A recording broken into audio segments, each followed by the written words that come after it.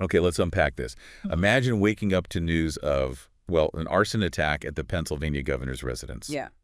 That's exactly what happened in the early morning hours of Sunday, April 13th, 2025, around 2 a.m. It's the kind of thing that just stops you in your tracks, doesn't it? Absolutely. It immediately grabs your attention, especially when you think about who was inside at the time. And what's striking, right from the start when you look at these reports is the target. It wasn't just any old building. No. It was the official residence of the governor. What does that sort of suggest to you? It definitely feels like more than just a random act, right? It gets even more, I guess, personal when you realize Governor Josh Shapiro and his whole family were actually home. They were celebrating the first night of Passover. I mean, think about that. A family gathering, a really significant religious holiday. Suddenly interrupted. Yeah, exactly. Disrupted because they have to evacuate their home because someone deliberately set it on fire. And that timing, the fact it happened during Passover, which the investigative report highlights, well, it adds another layer, doesn't it? It does. Now, the report is careful. It doesn't immediately label it a hate crime or anything at this point. Right. But it's a detail investigators would actually be looking into. Does that timing raise questions for you as you went through the sources? Oh, absolutely. You immediately wonder, was that timing intentional? Thankfully, and this is like the most crucial thing from all the reports, Governor Shapiro, his wife, their 4 kids, even their 2 dogs and other relatives staying with them, everyone got out safely. That's the bottom line, really. That's the most important thing here. Agreed. The news pieces from CBS Philly, AP News, the investigative report, they all emphasize the family's safety, which is a huge relief in, a really disturbing situation. Definitely. So as we dive into these sources you've pulled together, our mission here is really to understand the anatomy of this attack. We want to piece together the details. What exactly went down? Who is this individual, Cody Balmer? How did law enforcement respond? And maybe what are the bigger implications, for security, for public figures, our sense of community? Exactly. Connect those dots. Let's start with the place itself. The governor's residence. All the sources confirm it's at 2035 North Front Street in Harrisburg, Dauphin County. Pretty well-known spot. Right, a symbol of state leadership. And the first call was just for a fire, right? Yeah. Around 2 a.m. Yeah, initially the Harrisburg Bureau of Fire responded, but pretty quickly after they got there and checked things out, the Pennsylvania State Police stepped in and confirmed what, I guess, seemed likely. Quite, it wasn't an accident. Exactly. It was deliberate arson. And the damage described, it really paints a picture of, well, intent. A significant part of the residence hit. Specifically, this large room on the south side they used for entertaining, for art. We're talking shattered windows, charred walls, even damage to a piano in there. You can almost sort of picture the scene. Yeah, that image.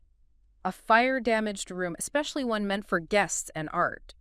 It just underlines the violation of what should be a secure, symbolic space. Right.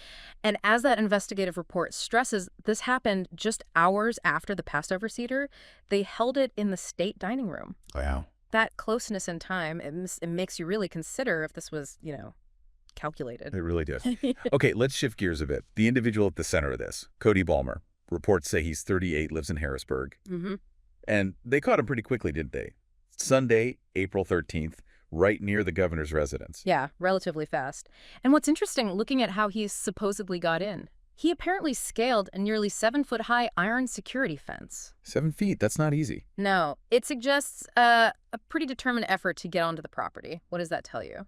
It screams intent, doesn't it? And it wasn't like he just strolled in unnoticed. The reports specifically say he actively evaded troopers. Troopers who already knew there was a security breach and were actually looking for him on the grounds. So some alarm must have gone off. That's a key detail. The fact that troopers were already responding shows that, okay, security wasn't totally absent. Sure. But his ability to still evade them and carry out the attack, it raises questions about how effective those protocols were right then. Was there a delay? Were there blind spots? Good questions. And then the really alarming part. He had homemade incendiary devices on him, specifically identified as Molotov cocktails. Yeah. That just ramps up the seriousness way beyond trespassing or simple vandalism. What are your thoughts on finding those devices? Well, Molotov cocktails point straight to intent, right? Intent to do major damage, maybe even harm people inside. Definitely. These aren't accidental fire starters. They're weapons designed for destruction. It signals premeditation, a dangerous act. And the reports say he was inside the residence itself for a really short time, less than a minute. Less than a minute. It's kind of amazing how much damage could happen that quickly. It is. That short time suggests a focused approach, maybe. He likely had a specific goal and moved fast to do it. Did the sources mention where exactly inside he targeted? The reports emphasize that large room used for entertaining and art, so it sounds like that was the primary target inside. Okay. Now, after they caught him, investigators searched his place in Pembroke Borough, also in Dauphin County. Right. And they found some potentially key evidence: a snap-on jacket with distinctive patches and a bag with a gasoline container. Pretty compelling physical evidence, potentially linking him directly to the arson. Seems like it. Absolutely. Finding those items gives a tangible connection. And that jacket, the snap-on one with specific markings, that could be crucial if there's any video footage of the person before or during the act. Good point. Let's look at his background a bit. The reports mention Cody Balmer has a past criminal record: simple assault, theft, forgery, over the last decade or so. Now, these aren't arson, obviously, but does that history offer any maybe broader insight? Well, past offenses don't automatically predict future ones, of course. Sure. But sometimes a pattern of legal trouble can indicate, maybe a disregard for the law or difficulty managing impulses. It's another piece investigators will look at, even if, like you said, it doesn't directly explain this specific act. Maybe more telling, his mother, Cody Balmer, she gave a statement to CBS News. Okay. She revealed Cody has a history of mental health challenges, and apparently he'd stopped taking his medication. Oh, wow. And she even said she tried to get help for him from 4 different police departments just in the week before this happened. Said she couldn't get anybody to help. That is deeply concerning. Yeah. What stands out to you there? If her account is accurate, it points to potential failures in the system for mental health support, serious questions about resources for families in crisis, and maybe the police response in those situations. You have to wonder, could earlier intervention have prevented this? It's a heavy question.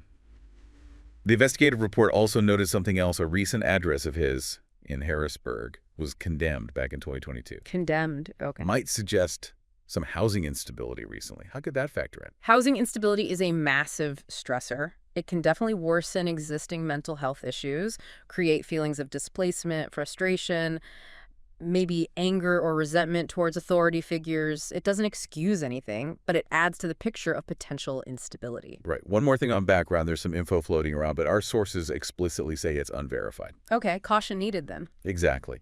Alleged social media posts, supposedly from Balmer, with anti-Biden stuff, images of rifles. Again, the reports are clear. Authenticity, connection to the attack, totally unconfirmed right now. So we have to be super careful drawing conclusions. Yeah. What's your take on handling unverified social media info like this? You have to treat it with extreme caution, especially right after a major event. It might turn out relevant later, sure, but it's so easily manipulated or taken out of context, it can fuel misinformation, harmful assumptions. Investigators will look at the digital trail, no doubt, but until it's verified, it's just speculation. Okay. So, moving to the big question, motive. Yeah. Any known connection between Balmer and Governor Shapiro? As it stands now, no publicly confirmed direct relationship. Governor Shapiro himself said the attack appeared targeted. Right, he did say that. But the specific why behind it, still unknown to officials, at least publicly. What does it mean practically when the governor says it seemed targeted? It suggests investigators don't think he just picked the house at random. Okay. It implies a deliberate choice of this location. Maybe because of its symbolism as the governor's home, or maybe due to some grievance, even if they don't know what that grievance is yet. Interesting. The investigative report also mentions another unverified thing that popped up online. Another one? Yeah, an alleged court document. Supposedly hints at a motive involving a property seizure in Harrisburg, maybe on Canby Street, that was up for auction. Again, the report stresses authenticity. Balmer's connection to it, not confirmed. What do you make of leads like that during a probe? Well, unconfirmed leads can be tricky. They can be distractions or they could be genuine avenues. Law enforcement has to follow up credible info, but they have to prioritize verified evidence. If this document is real and is linked to Balmer, it could be a huge piece of the motive puzzle. Yeah. But until then, it's just another speculative element. Governor Shapiro, in his statements after the attack, he sounded understandably very resilient. Made it clear he won't be deterred from his job or from practicing his faith. He even mentioned the Passover story, moving from bondage to freedom, saying he refuses to be held captive by this violence. That's powerful. What impact does a strong public reaction like that have, do you think? A leader responding like that, strongly and resolutely, it does a few things. It reassures the public, projects stability, control, and sends a message, really. A message that violence and intimidation won't work. Right. And referencing Passover adds that personal symbolic weight to his determination. Okay, let's look at the official investigation and the charges against Balmer. Right. We know it's a joint effort, PA State Police Troop H leading, FBI involved too. Right? And they're treating it as both arson and attempted homicide. Very serious. What does FBI involvement usually signal in cases like this? FBI involvement often means there are potential federal angles, maybe because the target is a high-ranking official, or if there's any hint of interstate activity, terrorism motives, or federal law violations. Plus, they bring significant resources and expertise. Makes sense. And the Dauphin County DA, Francis Tardo, announced some heavy charges: attempted murder, terrorism, aggravated arson, aggravated assault against an enumerated person. Which would likely mean Governor Shapiro, given the context. Right. And burglary. These are major felonies. When you see a terrorism charge used domestically like this, what does that legally imply? The terrorism charge here likely suggests authorities believe his actions were meant to intimidate or coerce people or the government itself. Okay. It usually requires showing an intent to cause widespread fear or influence government policy through violence. It's a very significant charge with serious penalties. And we got confirmation about the Molotov cocktails being used. Plus, there's mention of video surveillance footage, apparently showing the perpetrator surveilling the place, using a hammer to break a window, throwing the devices, then running off. If that video shows what they say it shows, that seems like incredibly strong evidence for the prosecution. Oh, absolutely. Video footage detailing all that would be extremely compelling. It backs up the premeditated attack narrative, makes the charges much stronger. Hard to argue with video of forced entry and throwing Molotov cocktails. The state police also put out a $10,000 reward through their PSP Tips program. Trying to get more information, yeah. For info leading to arrest and conviction. And, not surprisingly, there's a big security review happening now in the governor's residence. Well, understandably. To figure out what vulnerabilities were exploited, how to stop it happening again. What aspects of security do you think they'll be zeroing in on? It'll likely be comprehensive. Physical security fences, gates, cameras, security protocols, patrols, alarms, response procedures, communication between security and law enforcement, staffing levels, training. Basically looking for any weak link in the whole system. Right. In the aftermath, we heard from a lot of officials. Yeah. Governor Shapiro held a press conference, thanked everyone for the support, praised the first responders, condemned the violence. Setting the tone. Yeah, and reiterated he wouldn't be intimidated. What message was he sending there, do you think? Primarily, I guess, reassure the public, project strength, show that state government continues functioning, thanking responders, condemning violence, it reinforces rule of law, community support. Then we had the state police commissioner, Christopher Paris, publicly naming Cody Balmer as the suspect, giving some initial details on the breach. And Lieutenant Colonel George Bivens confirmed the planned, methodical nature of the actions, the incendiary device. Why is it significant for law enforcement to detail these things publicly? It informs the public about the investigation's progress, builds confidence in their work, and maybe deters others by showing how seriously these crimes are taken. Calling the actions methodical reinforces that it wasn't just random or impulsive. And it wasn't just Democrats speaking out. We saw strong condemnations from the state AG Dave Sunday, Philly Council President Kenyatta Johnson, the PA Democratic Party, but also notably bipartisan comments from former Republican governors Mark Schweiker and Tom Ridge. That's important. That really shows a unified outrage, doesn't it? Why is that bipartisan condemnation so key here? It's crucial because it sends a clear message. Violence against officials, against democratic institutions. It's unacceptable, period. Regardless of party. It highlights shared values, safety, security, peaceful government that should transcend politics. And Governor Shapiro himself brought up a really important point, didn't he?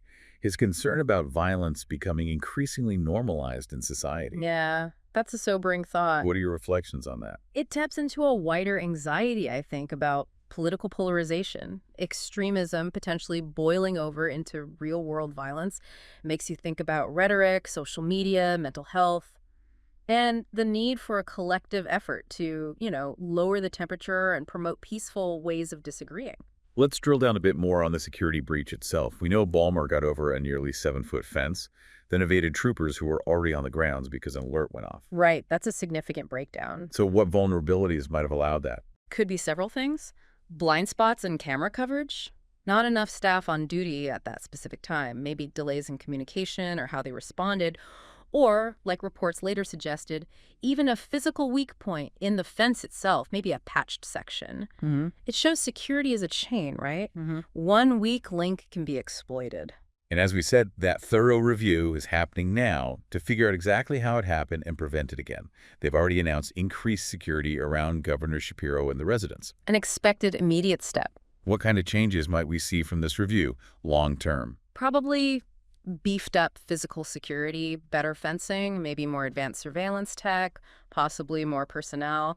They'll definitely review and likely revise protocols for communication, response times, threat assessment. Training will probably get a fresh look, too. That specific report about a possible weakness, a patched up section of fence, if that turns out to be true. Yeah. It really highlights how crucial it is to maintain every part of the security perimeter, doesn't it? Yeah. Even seemingly minor repairs. Exactly right. A perimeter is only as good as its weakest point. A patch, if not properly reinforced, could be an obvious vulnerability. It's a stark reminder. Constant maintenance. Proactively looking for weaknesses. That's critical. And investigators were actually seen cutting off a section of the fence on the south side for forensic analysis. Okay. What could they hope to learn from the fence itself? Forensics on the fence could reveal a lot. Fingerprints, maybe DNA, tool marks showing how he climbed or cut it. Any physical trace evidence that helps confirm the how and when of the breach? This whole thing just raises serious questions, doesn't it? About how effective the security protocols really were, how well people communicated, if staffing was adequate. Seems like a major overhaul might be on the cards. Indeed. A proper security review has to look at all those interconnected parts. It's not just about having more security, but the right security, kept in good shape, used effectively by trained people who can talk to each other and respond fast. Okay, finally, let's just take a second to think about the role of the Pennsylvania governor. Head of the executive branch, top elected official in the state, oversees huge state agencies, manages the budget, enforces laws, commander-in-chief of the state military. It's a job with massive power, massive responsibility, and, as this shows, potential risk. Why is keeping someone in that role safe so vital for the state? The governor is central to state government functioning, their ability to lead, make critical decisions. It depends on them being safe. An attack on the governor's residence isn't just about one person. It's an attack on the state's institutions, on democratic governance itself. Keeping them secure is vital for stability, for public trust. Governor Shapiro's policy focuses, we mentioned, collaboration, education funding, criminal justice reform. He's a very public figure. His decisions naturally provoke strong reactions sometimes. Sure. Does that high profile inherently increase the risk? A high public profile, combined with policy decisions that affect many people. Unfortunately, yes, it can increase the potential for individuals with grievances or extreme views to target public figures. You can't eliminate all risk, obviously, but strong security and vigilance are essential to try and mitigate it. And like the investigative report noted, this kind of attack isn't just seen as being against an individual, it's viewed as an attack on the whole Commonwealth, its democratic foundations. Plus, the fact the governor oversees the state police. That adds another layer to this specific security breach, doesn't it? Absolutely. The governor's oversight of the state police means accountability and transparency in this security review are even more crucial. The findings need thorough examination, and necessary changes must be implemented to ensure the governor's safety and the integrity of the security forces under his command. Right. So just to bring it all together quickly, let's recap the timeline. Saturday evening, April 12th, Shapiro family Passover Seder. Okay. Early Sunday morning, April 13th, around 2 a.m., Balmer allegedly breaches security, starts the fire. Sunday early morning, family evacuates safely, fire put out. Sunday afternoon, Balmer identified as the suspect, governor holds press conference. Right. Sunday evening, Balmer arrested. Yeah. Then Monday, April 14th, just yesterday, reports say Balmer admitted to the attack, evidence found at his home, formal charges announced. That is a remarkably fast sequence of events. It really was. A swift response from law enforcement. Yeah. What does that rapid turnaround tell you? It highlights, in this case anyway, effective law enforcement work, coordinated effort across agencies. It probably helped reassure the public that things were being handled decisively. So as we wrap up this deep dive, we've looked at this arson attack, the quick arrest, the ongoing investigation raising security questions, and the serious charges Cody Balmer is now facing. No doubt more details and legal steps will follow. Yeah, the key takeaways, as we've gone through these sources, they really seem to be about the vulnerabilities public officials face, the need for strong, adaptable security.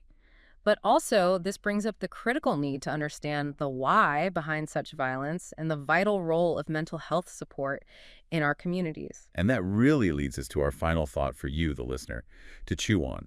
In a democracy, how do we find that right balance between keeping public figures safe and secure, but also ensuring they remain accessible to the people they represent? It's a tough balance. What underlying factors in society might contribute to these kinds of, isolated but really impactful acts of violence? And maybe most importantly, what questions does this specific incident raise for you about safety in our communities and the support systems we have, or maybe don't have, for people in crisis? Definitely a lot to reflect on there.